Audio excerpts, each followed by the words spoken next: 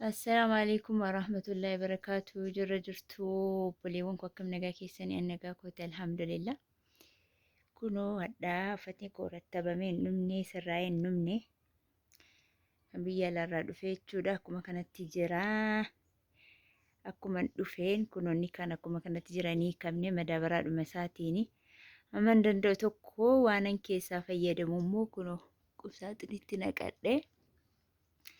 Isa kan akkuma jirutti shanxaadhaan irra keessa godhee gaafan dhufu dadhabee akkuma tarametti jira kunoo qodaan koo akkaataa dhabee sin agarsiisa.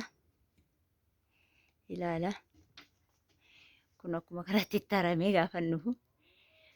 Kunis uffatuma koo callimedhee jaakeettii waan adda addaa keessa kakaa'ee kunoo zuuliyyaa wanta adda addaa asuma jalan kaa'ee asuma jalatti dadachaasee kaa'ee amma tokko amma irraa danda'ame jechuudha. Inni kan madaabaraan hin hiikamne maaliif waan bootaan keessa kaawwadhu waan hin qabneef na jalaa badadhe jechuudha.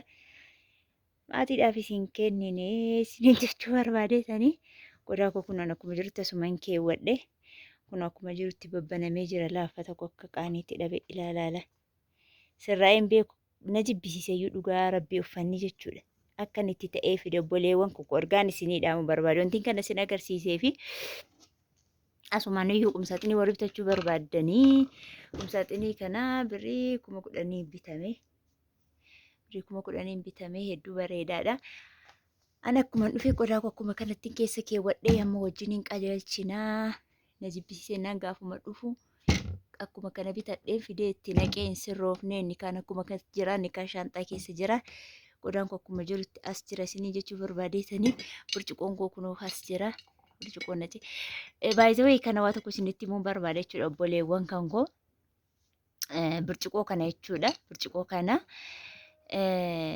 shurraaba bitadheen ture jechuudha. Shurraaba kan suuraa Hacaaluu fi suuraa Jawaar qabu bitadheen ture. Na jalaa fudhatan jechuudha. Eerpoortii keessatti kun hin danda'amu jedhanii na jalaa fudhatanii. Kunoo asuma jala jira kosmootiksiin koonta adda addaa fanni koo asuma jala jira inni kaan as jira. Hunduma kana mara wajjiniin hamma sirreessina jechuudha. Iddoo kana shaampuwaan adda addaa saamunaatu jira.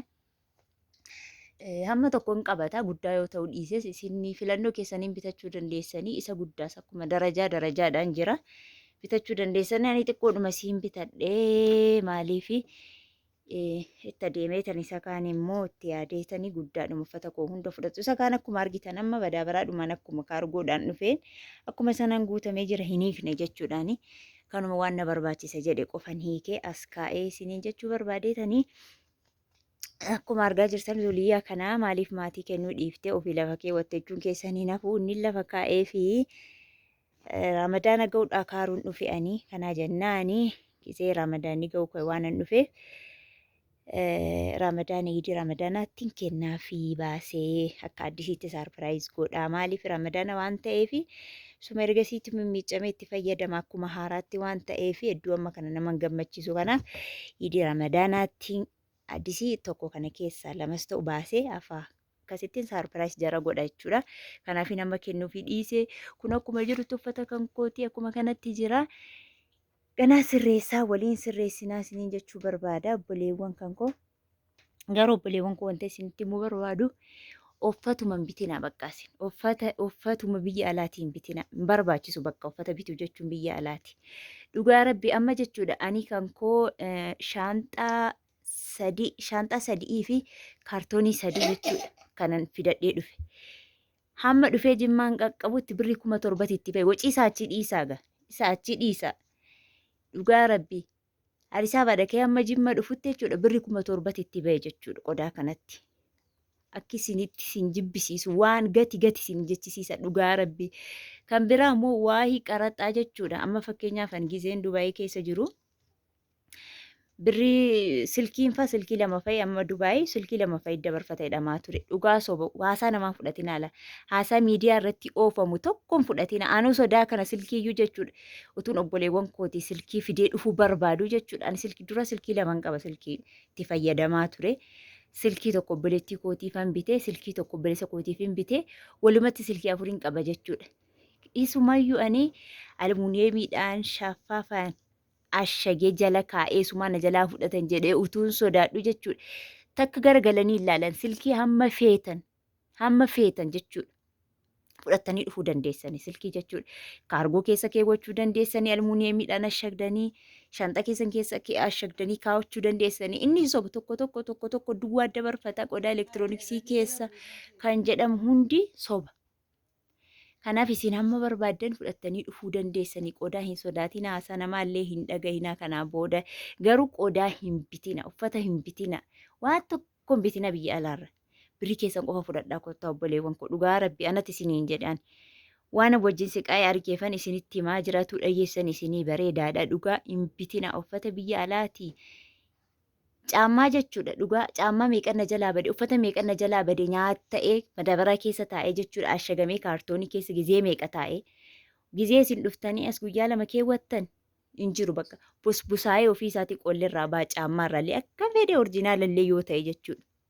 Anaanna birri keessan qabaattanii birri keessan yoo fidattanii dhuftanii asiiyyuu bitachuu dandeessanii dhiisaa hin bitinaa achii qodaa birrii kan keessan qabadhaatii kottaa isiniin jechuun barbaada dhaamsa kootii birrii fudhattanii dhuftanii jennaan biyya Itoophiyaayyuu biyya feetan biyya alaayyuu caala jechuudha. Waan birrii keessan murteessaanii malee birrii keessan qabattanii dhuftanii jennaanii waan feetan gochuu dandeessan. Achitti siqaayee achi bakka kaargootti argitan. Achi kaatanii immoo amma fuutanii nama fakkeenyaaf nama Addis Ababa keessa taane rakkoo hin qabu jechuudha. Qodaa keenya achii baafanna achumaan fudhanneetu gala. Innummoo inni warri kiflaa gariitti gallu kun badaa rakkan obboleewwan kan koo dhiisa. Ilaamas gara kana argaa jirtan hin hiikamne jechuudha. Hiikuu dhumti na jibbisiise. Kana na barbaachisa amma dhiyootti waanan jedheen kanatti naqadhee isiniin jechuu barbaadeetanii. Kanaaf hin bitina biyya alaarra birrii keessan qofa fudhadhaatii kottaa. Hin barbaachisu bakka birrii keessan qabadhaa kottaa waa tokko hin bitatina. Birrii harkatti qabattanii yoo dhuftan asii bitattan waan barbaachisaa ta'e achi laaptooppii qabadhaala. Laaptooppii qabachuun hin barbaachisa. Silkii orjinaala qabachuun hin barbaachisa. Sana waan darbe uffata caammaadha birdi libsiidha maali minxaafiidha hin jedhina. Asiyyuu minxaafiin jechuudha kan biyya alaa caala dhugaa rabbi ilaaliyan yoo barbaadan viidiyoo godhee isin gatii isaa wajjin isin maxxasuu nan danda'a kana jennaan. Bitina an ofirratti waanan argeef waanan jibbeef maaliifan biteedhee ofitti waanan gaddeef isinitti himaa jira obboleewwan koo barnoota isinii ta'a jedhee waan arginu tokkorraa isinii dabarsina maaliif waanan amma wanti irraa dubbadhe hundi waanan keessa dabarse jechuudha. Kana inni bu'aan qabu asittiin uffattanuyyuu jechuudha uffata achii bitamee dhufu tokko uffachuuyyuu hin dandeessan asitti uffattanii gaafa gadi baatanuyyuu siin qaanessa tokko wanti ija qabu keessan jiru. Waciin itti bahu immoo kun akka kana isuma beektanu jechuudha. Kanaan lifaatii jira hamma dhaqanii kiflaa gariitti galanutti birrii isatti dhangala'u maaliif barbaachise kun obboleewwan kan koo hin barbaachisu bakka isiin birrii kan keessan duwwaa harkatti qabadha hin bitina laaptooppii qabadha bilbila qabadha kana waan darbe waa tokko yoo danda'ame waan akka firiijii waan akkasii yoo fudhattanii dhuftan isin fayyaduu ta'uu danda'a. Maaliif hociin itti bahus qodaa bareedaadha isin fayyaduu danda'a. Inni kaan immoo calluma dhameetuma bututti waan adda addaa walitti haramee kaartoonii guutamee kaartoonii 4 kaartoonii 5 ta'a shaanxaa 6 shaanxaa 7 ta'a. Hociin itti bahus akkuma sana ta'a obboleewwan kan koo dhiisaa shawwadamiinaa nuyyuu hin shawwadamne kanaan dura dhugaa rabbi kana bitina kanaan booda bitina hin barbaachisu bakka. Hin barbaachisu birrii kan keessan walitti qabadhaatii. Silkii kan keessan orjinaala bitadhaa waan akka kaameeraa wanta akka silkii wanta akka laaptooppii isin fayyada biyya kana keessatti jechuudha. Inni darbee immoo caammaa dhugaa rabbii caammaa jechuudha. Caammaan meeqa akkana jalaa bade guyyaa tokko immoo viidiyoo isinii waraaba jechuudha. Taa'ee kaartoonii keessa bitamee taa'ee jechuudha.